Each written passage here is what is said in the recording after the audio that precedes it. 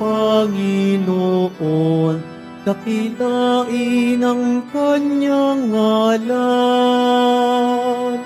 Purihin siya ay awitan at papurihan magpakailanman. Purihin siya ay awitan at papurihan magpakailanman. Sa ngalan ng Ama at ng Anak at ng Espiritu Santo. Amen. Sumainyo ang Panginoon. At sumaiyo rin. Mga kapatid, aminin natin ang ating mga kasalanan upang tayo'y maging marapat gumanap sa banal na pagdiriwang. Tayo pong lahat, inaamin ko sa makapangyarihang Diyos at sa inyo mga kapatid, na lubha akong nagkasala sa isip, sa salita at sa gawa, at sa aking pagkukulang. Kaya isinasamo ko sa mahal na Birheng Maria, sa lahat ng mga anghel at mga banal, at sa inyo mga kapatid, na ako'y ipanalangin sa Panginoong ating Diyos. Kaawaan tayo ng makapangyarihang Diyos, patawarin tayo sa ating mga kasalanan, at patnubayan tayo sa buhay na walang hanggan. Amen. Panginoon, kaawaan mo kami. Panginoon, kaawaan mo kami. Kristo, kaawaan mo kami. Kristo, kaawaan mo kami. Panginoon, kaawaan mo kami. Panginoon, kaawaan mo kami. Manalangin tayo. Ama naming makapangyarihan, para mo ng awang ilayo sa amin araw-araw ang lahat ng mga sumasalungat sa amin at humahadlang upang ang aming buong katauhan ay magkaroon ng kalayaan para kusang sundin ang iyong kalooban. Sa pamamagitan ni Jesucristo, kasama ng Espiritu Santo, magpa sa walang hanggan. Amen. Magsiupo muna ang lahat. Pagbasa mula sa sulat ni Apostol San Pablo kay Filemon. Pinakamamahal ko, ang iyong pag-ibig ay nagdulot sa akin ng malaking katuwaan at kaaliwan. Sapagkat dahil sa iyo, sumigla ang kalooban ng mga banal. Dahil kay Kristo, maaari kong sabihing dapat mong gawin ito. Gayunman, pag-ibig ang nagbunsod sa akin upang makiusap sa iyo. Akong si Pablo, sugo ni Kristo Jesus, at ngayon nakabilanggo dahil sa Kanya, ay nakikiusap sa iyo tungkol kay Onesimo, na naakit ko sa pananampalataya, samantalang ako'y naririto sa bilangguan. Dati, wala kang pakinabang sa Kanya, ngunit ngayon malaking tulong siya sa ating dalawa. Pinababalik ko siya sa iyo at para ko na ipinadala sa iyo ang aking puso. Ibig ko sanang panatiliin siya sa aking piling upang sa halip mo, siya ang maglingkod sa akin habang ako'y nakabilanggo dahil sa mabuting balita. Ngunit ayokong gawin iyon nang wala kang pahintulot upang hindi maging sapilitan kundi kusa ang pagtulong mo sa akin. Marahil nawalay sa iyo ng kaunting panahon si Onesimo upang sa pagbalik niya ay makasama mo siya habang panahon, hindi na bilang alipin, kundi isang minamahal na kapatid. Mahal siya sa akin, ngunit lalo na sa iyo, hindi lamang bilang isang alipin, kundi isang kapatid pa sa Panginoon. Kaya't kung inaari mo kung katunay na kasama, tanggapin mo siya tulad ng pagtanggap mo sa akin. Kung siya may nagkasala sa iyo, o nagkautang sa Sa akin mo singilin, ako ang siyang sumusulat nito. Ako si Pablo na magbabayad sa iyo. Hindi ko na ibig banggitin na utang mo sa akin ang iyong pagkakilala kay Kristo. Pinakikiusap ko sa iyo, alang-alang sa Panginoon, pagbigyan mong aking kahilingan, dulutan mo ng kaligayahan ng puso ko bilang kapatid kay Kristo. Ang salita ng Diyos. Salamat sa Diyos. Mapalad ang kinukupkop ng poong Diyos ni Jacob. Mapalad ang kinukupkop ng poong Diyos ni Jacob. Ang maasang lagi, Panginoon, panig sa naapi, ang Diyos na hukom, may pagkaing handa sa nagugutom. Mapalad ang kinukupkop ng poong Diyos ni Jacob. Pinalaya niya ang mga nabihag, sinasauli, paningin ng bulag, lahat ng inapi ay tinataas, ang mga hinirang niya'y nililingap. Mapalad ang kinukupkop ng poong Diyos ni Jacob. Isinasanggalang ang mga dayuhang sa lupain nila'y doon tumatahan. Tumutulong siya sa balot ulila, masamang balangkas, pinipigil niya. Mapalad ang kinukupkop ng poong Diyos ni Jacob. Walang hanggang hari ang Diyos na Panginoon. Ang Diyos mo Siyon ay mananatili sa lahat ng panahon. Mapalad ang kinukupkop ng poong Diyos ni Jacob. Magsitayo po ang lahat.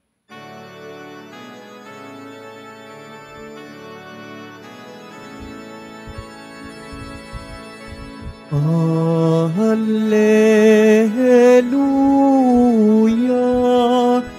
Hallelujah, Hallelujah,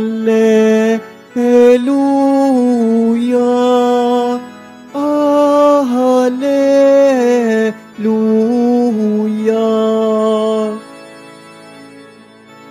Ako'y puno, kayo'y sanga. Kapag ako ay kaisa, kayo'y tiyak na namumunga. Hallelujah, Hallelujah,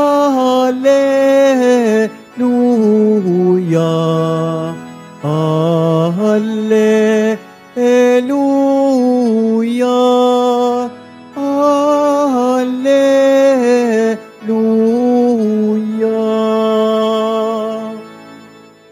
Sumainyo ang Panginoon, At sumaiyo rin. ang mabuting balita ng Panginoon ayon kay San Lucas. Papuri sa iyo, Panginoon.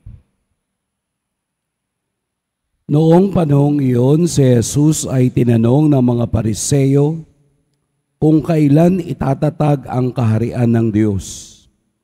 Sumagot siya, ang pagsisimula ng paghahari ng Diyos ay walang makikitang palatandaan at wala ring magsasabing nagsisimula na roon o rini, sapagkat ang totoo'y nagsimula ng maghari ang Diyos sa puso ng mga nananalig sa Kanya.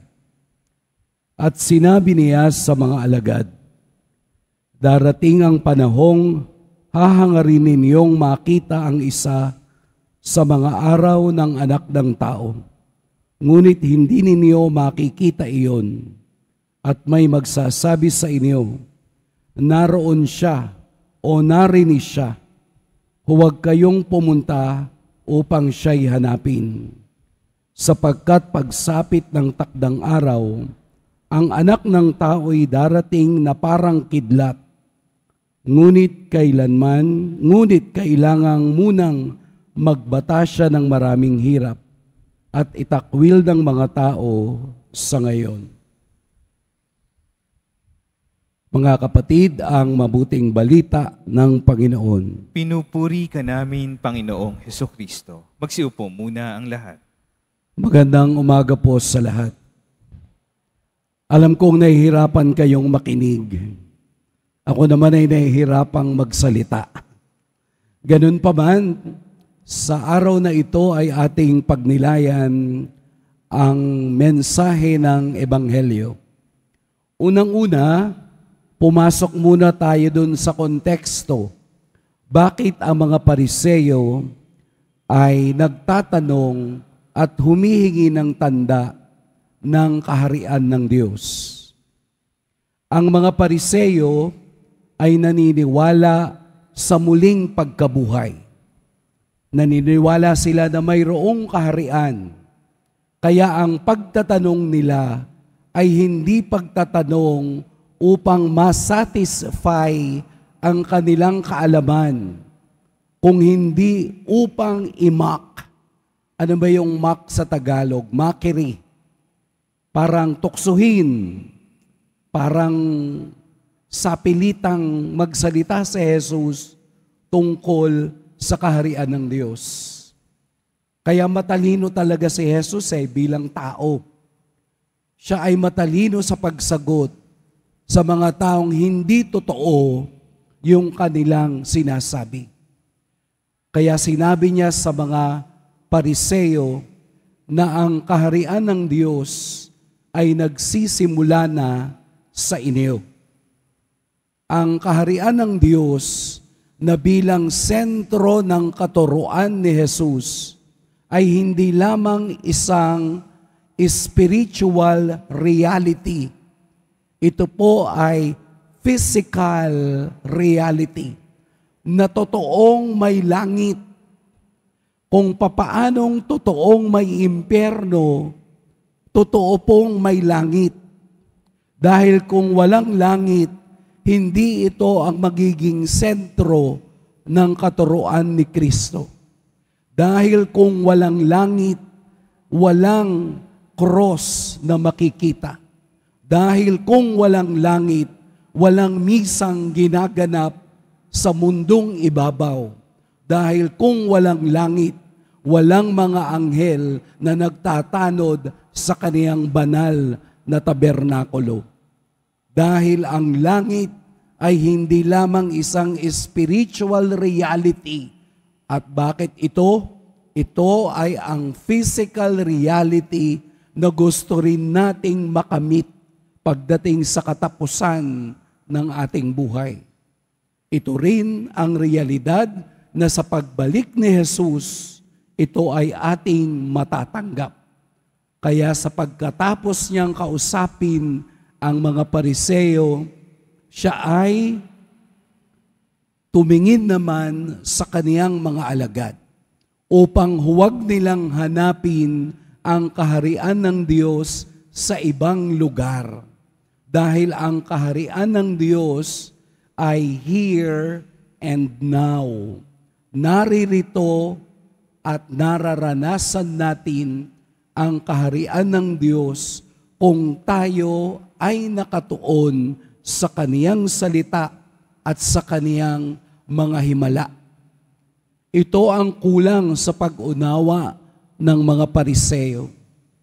Yun bang nakita na nila at nasaksihan ang mga himalang ginawa ni Jesus at ang iyang pagtuturo kung ano ang kaharian ng Diyos? Napakaraming bagay na ang kaniyang ginamit upang maunawaan ng mga tao kung ano ang kaharian ng Diyos. Hindi ba't lagi nating naririnig na ang kaharian ng Diyos ay katulad ng isang lambat? Ang kaharian ng Diyos ay katulad ng babaeng nawawala ng pilak. Ang kaharian ng Diyos ay katulad ng lebadura. Marami pang bagay na konektado sa ginagawa ng tao sa araw-araw. Bakit? Dahil ang kaharian ng Diyos ay ang una nating ginagawa at una nating nararanasan.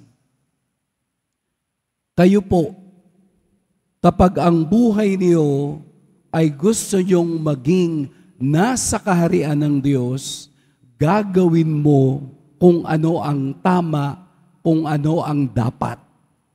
Kung gusto mo na ang buhay mo ay nasa kadiliman o nasa impyerno, kaya mo ding danasin ang impyernong iyan kahit na ngayon pa lamang. Kaya nga minsan, huwag ninyong sasabihin, makalayas na nga sa impyernong bahay na ito. Bakit impyerno? Kasi palaging nag-aaway, kasi walang katahimikan, kasi walang pag-ibig. Dahil ang tao mismo ang gagawa ng impyerno sa kaniyang buhay. Ang tao ang dadanas kung ano ang kaharian kung tayo ay nakaugnay palagi sa mga kilos at gawa, sa mga kautusan at sa biyaya ng Diyos. Kahapon may isang nanay na humingi ng advice. Sabi niya, Father, ano po ang aking gagawin? Ang aking pong nanay at tatay ay nakapisan sa amin. Kasama ang aking isang kapatid at ang kanyang asawa na may sakit, kasama ang kanilang 3 anak. Ako po ay may anak din. Ang asawa ko po ay nasa abroad. Ano po ang problema? Nasa amin po yung 5. Kami ang nagpapamilya. Kami ang nagpapakain. Ako ang nagpapaaral. Yung asawa ko at ako ang sumasalo sa lahat ng kanilang gastusin sa bahay. Ay ano po ang gusto niyong mangyari? Napapagod na po ako. Napapagod na rin ang aking asawa. Pag kayo nasa ganong sitwasyon, anong pakiramdam? Di po ba mabigat? Dahil maraming umaasa sa iyo. At pag hindi mo na ibigay ang kanilang pangangailangan, sila pa yung nagagalit. Gayong sila na ang walang contribution sa inyong buhay. Sabi ko, may pamilya na pala kayo. Meron kang 3 anak. Bakit nakakaya ninyong buhayin ng iba, ngayon nahihirapan ka? Kailangan mong turuan ang mga taong magbanat ng kanilang buto upang maunawaan ang sitwasyon ng buhay.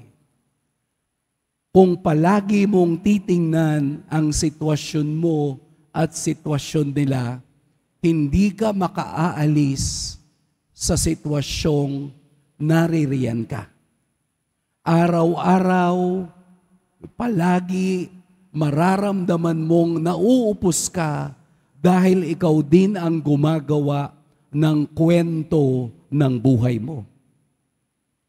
Kung gusto mong maging mapayapa ang kwento ng sarili mong pamilya, turuan mo ang iba na hanapin ang kanilang langit. Huwag mong hayaang umasa sa iyo dahil hindi mo tinuturuan ng tama kung ano ang gagawin nila sa kanilang buhay. Walang problema sa iyong nanay at tatay. Ang problema ay dun sa kapatid mo at asawa niya at 3 anak na umaasa sa iyo. Natatakot kang magsalita sa kanila. Pero hindi ka natatakot na habang tumatagal, nasisira ang sarili mong pamilya. Dahil ang mga taong umaasa ay pupunuin ka, sasagarin ka, at hindi iyon titingin ng utang na loob kailanpaman. Hanggat hindi natin kayang turuan ang mga taong umaasa sa iyo. Umaasa tayo sa Diyos, pero ang pag-asa na iyon ay kailangang inilalagay natin sa buhay. Hindi lamang tayo umaasa sa langit, hindi lamang tayo umaasa sa kaharian ng Diyos, bagkus gumagawa tayo ng paraan upang unawain at isabuhay ang kaharian ng Diyos na yan ngayon. You can experience heaven while on earth by doing good and doing what is acceptable to God. Mararanasan mo din ang impyerno kung hindi ka marunong mag-isip kung ano ang tama at kung ano ang sapat para sa Diyos. Kaya sinasabi ni Jesus, ang paghahari ng Diyos ay nasa sa inyo. You decide kung ano ang dapat mong gawin. Sa inyong mga kamay, may hawak kayong ibon. At ang ibon na yan ay nakatago sa inyong likod. Magtatanong kayo sa iba, ano ang ibon?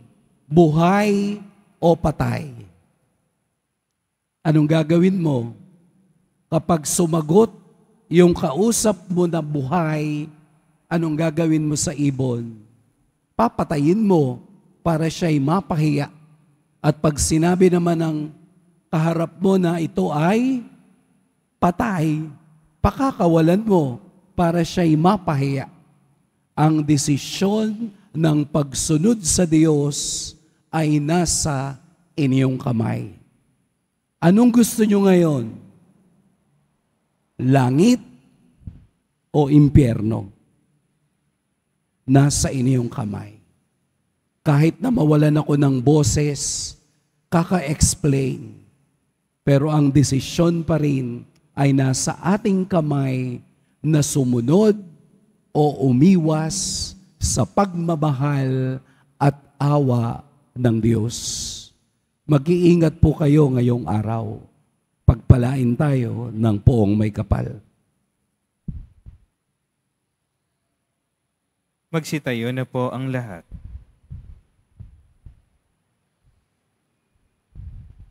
Minamahal kong mga kapatid, manalangin tayo ng may ganap na pananalig sa Panginoon ng buhay na naghihintay sa atin sa dulong hangganan ng daan ng buhay. Sumaamin nawa ang iyong paghahari, Panginoon. Sumaamin nawa ang iyong paghahari, Panginoon. Ang simbahan, naway palagi ang hihanda ang mga tao sa pagtanggap kay Kristo sa kanyang pagbabalik. Manalangin tayo. Sumaamin nawa ang iyong paghahari, Panginoon. Sa pagpapasyang kumilos para sa katarungan at kapayapaan, ang mga Kristiyano naway pagbuklirin ang lahat ng tao ng sama-sama sa pananampalataya at pag-asa at ihanda sila sa muling pagdating ni Kristo. Manalangin tayo. Sumaamin nawa ang iyong paghahari, Panginoon. Ang mga trahedya, gawa man ng tao o ng kalikasan, naway hindi magpaligalig o magpahina ng ating pananampalataya. Manalangin tayo. Sumaamin nawa ang iyong paghahari, Panginoon. Ang mga may sakit, naway tanggapin si Jesus sa kanilang mga puso at makita siyang kasakasama nila sa kanilang dinaranas ng mga pagsubok. Manalangin tayo. Sumaamin nawa ang iyong paghahari, Panginoon. Yaong mga yumao, naway mapalaya mula sa mga suliranin ng mundong ito at lumigaya sa walang hanggang kapayapaan. Manalangin tayo. Sumaamin nawa ang iyong paghahari, Panginoon. Ama naming nasa langit, lagi kang malapit sa amin. Alam mo ang aming mga pangangailangan, higit pa sa aming pagkabatid. Tulungan mo kaming maging mulat sa iyong presensya, ngayon at magpas sa walang hanggan. Amen.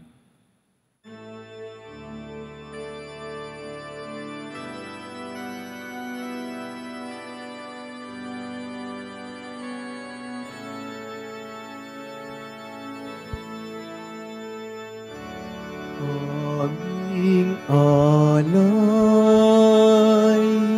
sa iyo, Panginoon.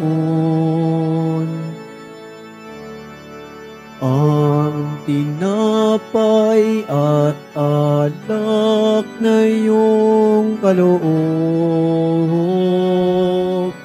upang gunitain ang iyong buhay na inialay nang tayo'y magdiwang bilang isang sambayanan.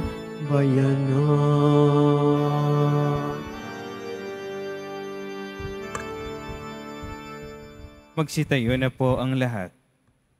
Manalangin kayo mga kapatid upang ang paghahain natin ay kalugdan ng Diyos Amang makapangyarihan. Tanggapin nawa ng Panginoon itong paghahain sa iyong mga kamay, sa kapurihan niya at karangalan sa ating kapakinabangan at sa buong sambayanan niyang banal.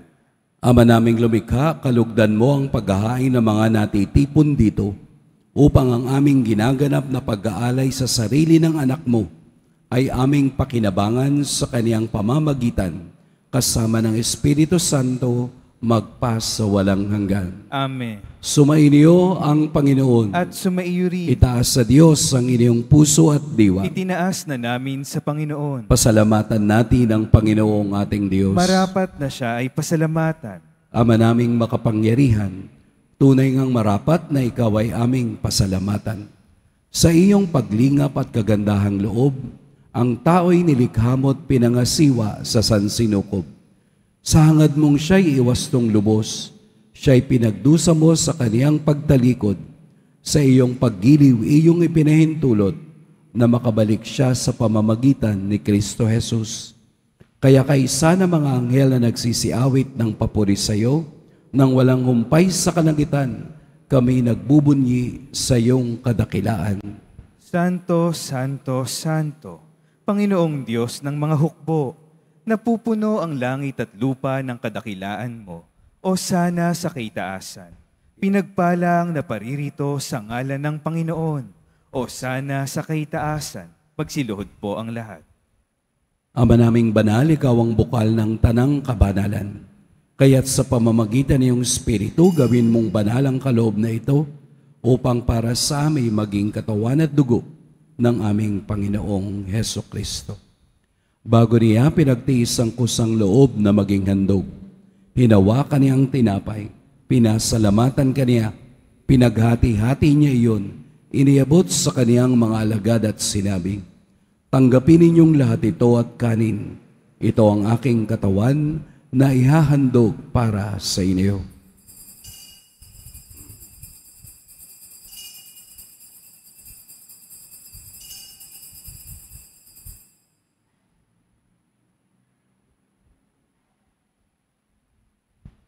Gayun din naman noong matapos ang hapunan, hinawakan niya ang kalis, muli kaniyang pinasalamatan, inabot niya ang kalis sa kaniyang mga alagad at sinabi, "Tanggapin ninyong lahat ito at inumin, ito ang kalis ng aking dugo, ng bago at walang hanggang tipan, ang aking dugo na ibubuhos para sa inyo at para sa lahat, sa kapagpapatawad ng mga kasalanan. Gawin ninyo ito sa pag-alala sa akin."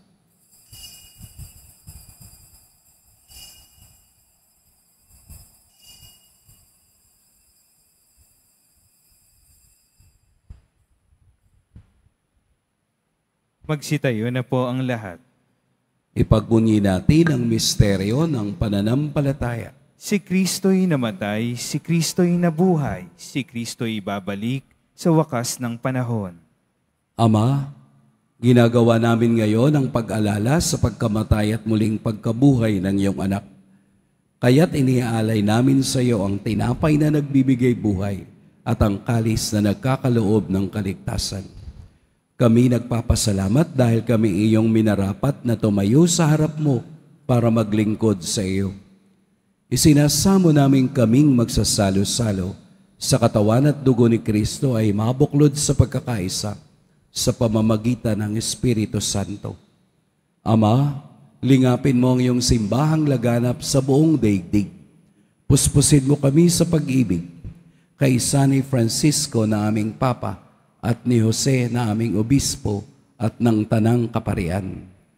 Alalahanin mo rin ang mga kapatid naming nahimlay nang may pag-asang sila'y muling mabubuhay, gayon din ang lahat ng mga pumanaw.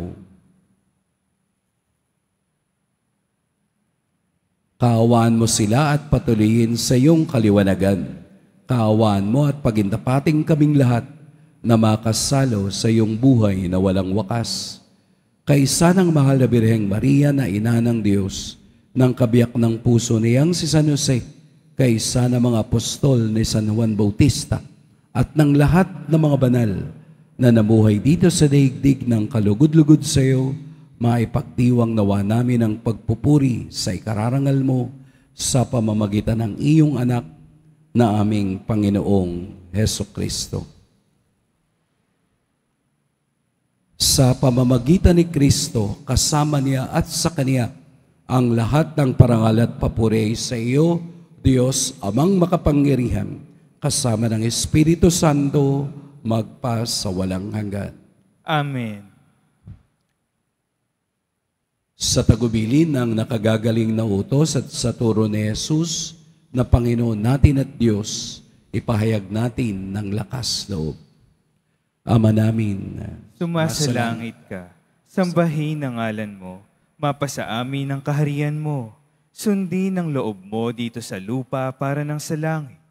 Bigyan mo kami ngayon ng aming kakanin sa araw-araw at patawarin mo kami sa aming mga sala para ng pagpapatawad namin sa nagkakasala sa amin. At huwag mo kaming ipahintulot sa tukso at iadya mo kami sa lahat ng masama. hinihiling namin kami iadya sa lahat ng masama. Pagkalooban ng kapayapaan araw-araw, iligtas sa kasalanan at ilayo sa lahat ng kapahamakan, samantalang aming pinananabikan ang dakilang araw ng pagpapahayag ng tagapagligtas naming si Heso Kristo. Sapagkat iyo ang kaharian at ang kapangyarihan at ang kapurihan magpakailanman. Amen. Panginoong Heso Kristo, sinabi mo sa iyong mga apostol, kapayapaan ang iniiwan ko sa inyo, ang aking kapayapaan ang ibinibigay ko sa inyo. Tunghayan mo ang aming pananampalataya at huwag ang aming pagkakasala. Pagkalooban mo kami ng kapayapaan at pagkakaisa ayon sa iyong kalooban, kasama ng Espiritu Santo, magpa sa walang hanggan. Amen. Ang kapayapaan ng Panginoon naway laging sumainiyong lahat. At sumaiyo rin. Magbigayan kayo ng kapayapaan sa isa't isa.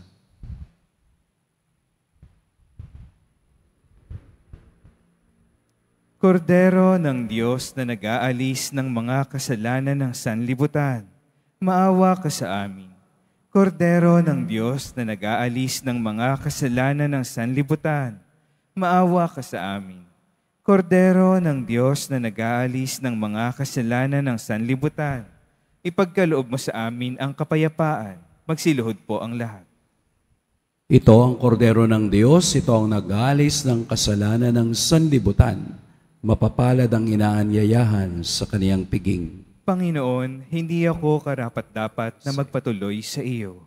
Ngunit sa isang salita mo lamang ay gagaling na ako.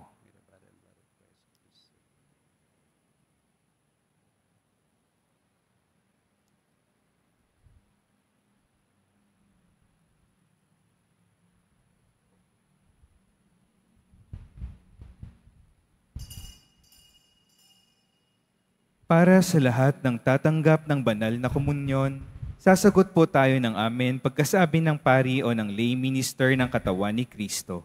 Isubo agad sa bibig bago umalis sa harapan ng pari o lay minister. Sumunod po tayo.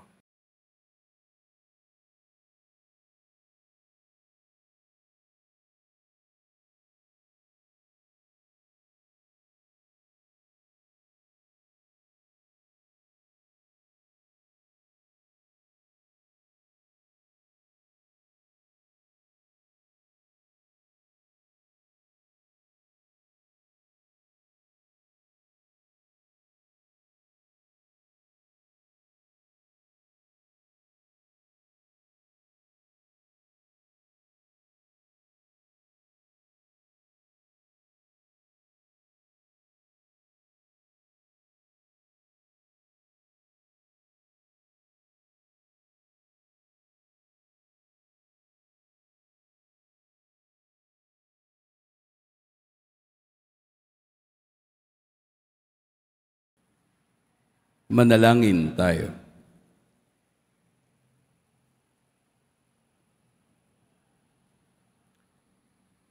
Ama naming mapagmahal, tinatanaw naming utang na loob ang banal na pakikinabang at iniluluhog namin ang Espiritu Santo ay mag-umapaw sa kalooban naming kaniyang tinitigib ng iyong kadakilaan upang ang iyong kagandahang loob ay manatili sa amin palagian sa pamamagitan ni Hesukristo kasama ng Espiritu Santo magpa sa walang hanggan. Amen. Mga kapatid, ating ipagdasal ang ating mga minamahal na yumao at ang lahat ng mga kaluluwa sa purgatorio. Panginoon naming Diyos, Ama namin, Ikaw po ang dahilan ng aming pagsilang. Sa iyo galing ang aming hiram na buhay. Buong kababaang loob po kaming nananalangin at kami nagmamakaawang kalugdan mo po ang mga kaluluwa na mga pumanaw na sa mundong ito. Sila naway magkamit ng buhay sa iyong piling. Alisin mo ang anumang mga karumihan ng kasalanan upang sila ay maging marapat sa iyong walang hanggang kalinisan. Iahon mo sila mula sa purgatorio at bigyan ng puwang sa iyong kaharian sa langit. Kapayapaan kailanman ang igawad ng may kapal sa mga yumaong nagsipanaw. Sila naway silaya ng iyong ilaw na walang hanggan. Amen. Mapanatag nawa sila sa kapayapaan. Amen.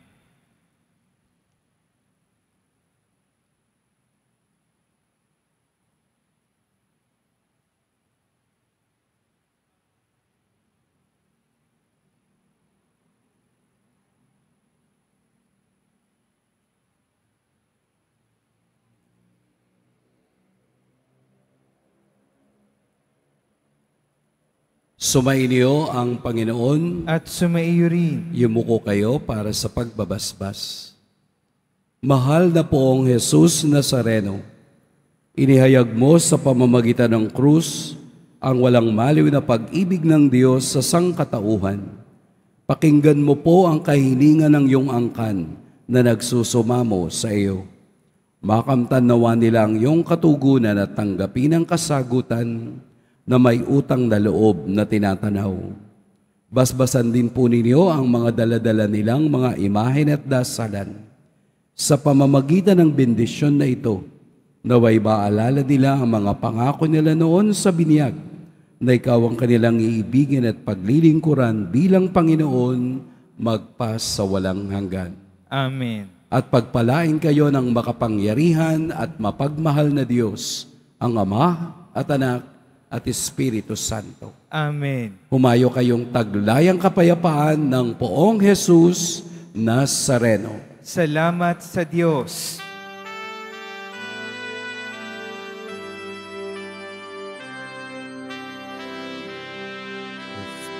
Padre Jesus Nazareno, sinasamba ka namin, pinipinto ka namin, aral mo ang aming buhay at kaligtasan. Nuestro Padre Jesus Nazareno, iligtas mo kami sa kasalanan. Ang krus mong kinamatayan ay sagisag ng aming kaligtasan.